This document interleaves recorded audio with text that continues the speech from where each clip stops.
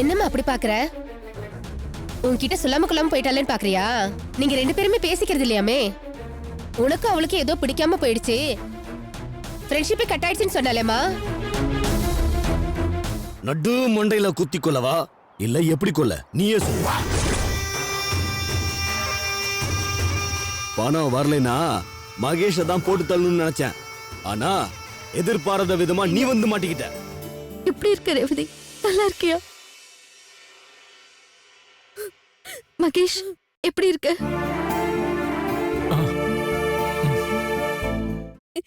இதுக்கெல்லாம் மன்னிச்சிருங்கன்னு ஒரு வார்த்தையில கேட்டா போதுமா மாமா? இல்ல மாமா, இதெல்லாம் போதாது மாமா. அவங்க கிட்ட போய் 4 வார்த்தை ஆறுதலா பேசுறத விட்டுட்டு வீட்டுக்குள்ளேயே வராதுன்னு சொல்றீங்களே. அக்கம் பக்கம் பாக்குறவங்க என்ன நினைப்பாங்க? எதுவா இருந்தாலும் உள்ள வந்ததுக்கு அப்புறம் பேசுங்க. ரேவதி, நீ உள்ள வாமா. அம்சா, கொஞ்சம் வாய மூடிட்டு பேசாம இருக்கியா? நீங்களும் மாறி மாறி இவளுக்கு அட்வைஸ் பண்ணீங்களே, அந்த கணேஷ் ஒரு ஃப்ராடு, அந்த கணேஷ் ஒரு ஃப்ராடுன்னு. கேட்டாளா இவ? இன்னுமோ இவன் தான் உலகத்திலே இல்லாத பெரிய உலகமாக உத்தமன்டா. உங்களை ஒரு ஃப்ராடு, ஒரு திருடன், இந்த வீட்டுல இருக்க இஷ்டம் இல்லைன்னா இந்த க்ஷணமே வெளியே போங்கன்னு சொன்னா. எதுக்குப்பா பிரச்சனையை வளர்த்துக்கிட்டு? ரேவதியை உள்ள கூப்பிடுங்கப்பா. ஆமா மாமா, ரேவதியை மன்னிச்சு உள்ள கூப்பிடுங்க. அப்பா அப்பா அம்மா, குழந்தைய கொஞ்சம் வாங்கிக்கிறீங்களா? நான் போய் பிரசாதம் வாங்கிட்டு கொடுங்கம்மா, பாத்துக்கிறேன்.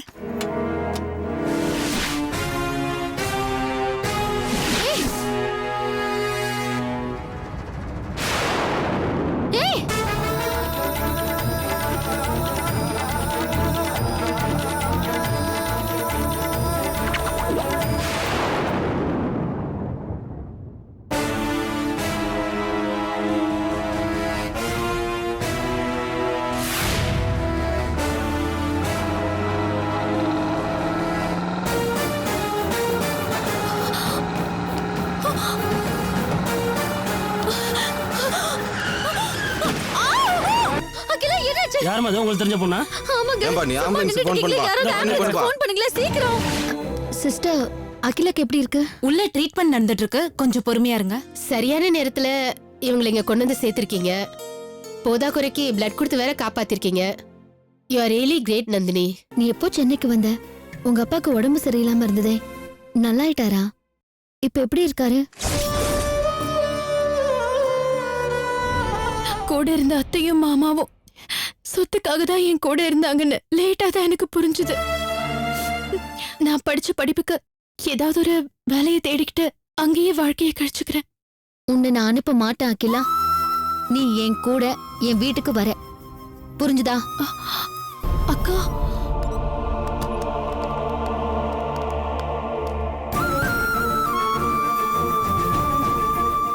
நந்தினிக்கு மட்டும்தான் நான் ஹஸ்பண்டா இருக்க முடியும். எனக்கும் நந்தினிக்கும் பிறந்த குழந்தைக்கு மட்டும்தான் நான் அப்பனா இருக்க முடியும். நந்தினி வா. ஏன் இவ்வளவு நேரம்? யார் இந்த பொண்ணு? இந்த அகிலா உங்க பேத்தி உயிரை மட்டும் இல்ல, விஸ்வா உயிரையும் காப்பாத்தினவ.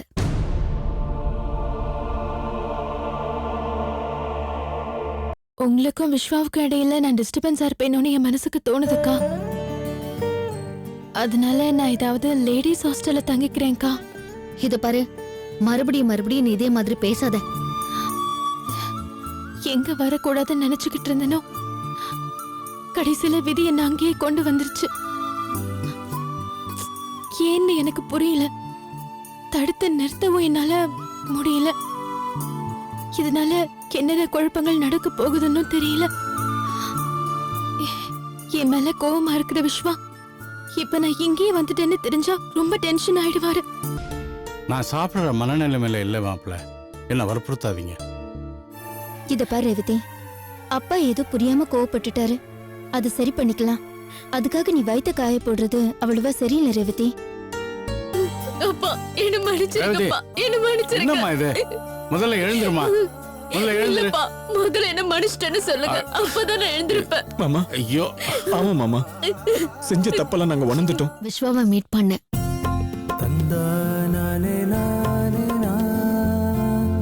அகிலா முகத்துல எப்படி முழிக்கிறதுன்னு யோசிக்கிறீங்களா? பெங்களூர்ல நாம சொல்லாம கொல்லாம வந்தத நான் அகிலா கிட்ட பேசி கன்வின்ஸ் பண்ணிட்டேன். நம்ம கண்ணம்மாவை காப்பாத்த வச்சது.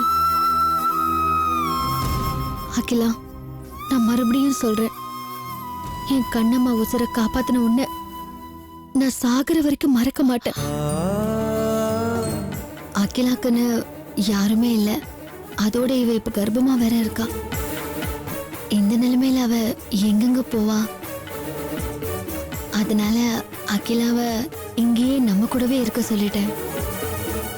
நான் என் தங்கச்சியை எப்படி கவனிப்பேனோ அந்த மாதிரி நான் அகிலாவை கவனிச்சுக்கிறேன். மாப்பிள்ள, இந்த இன்ஸ்பெக்டர் பேசிட்டு போறத பார்க்கும்போது ரொம்ப ஆச்சரியமா இருக்கு. போலீஸ்ல கூட இந்த மாதிரி நல்லவங்கலாம் இருக்காங்க. பொதுவா இன்ஸ்பெக்டர்னா ரொம்ப கெடுபடியா கராரா இருப்பார்னு பேரு. ஆனா இவரு நமக்கு சப்போர்ட்டிவா நல்ல விதமா 4 விஷயம் சொல்லிட்டு போறாரு. அதை கேட்கும்போது ரொம்ப பெருமையா இருக்கு மாப்பிள்ள. பாத்தியாடி, ஊரார் பணத்தை எல்லாம் இப்படி வாயில போட்டு முழுங்கிட்டு எப்படி தெனாவட்டா கோயில்ல வந்து உட்கார்ந்துருக்கா. ஃப்ராட் பண்ணின சரண்யாவும் கணேஷும் இப்ப உள்ள இருக்காங்க. அவங்க திருடின பணத்தை மீட்டு என் கம்பெனில டெபாசிட் பண்ணவங்களுக்கு திருப்பி கொடுத்துட்டு வரும். இந்த மானங்கட்ட பழப்புக்கு நாண்டுகிட்டு சாகலாம்.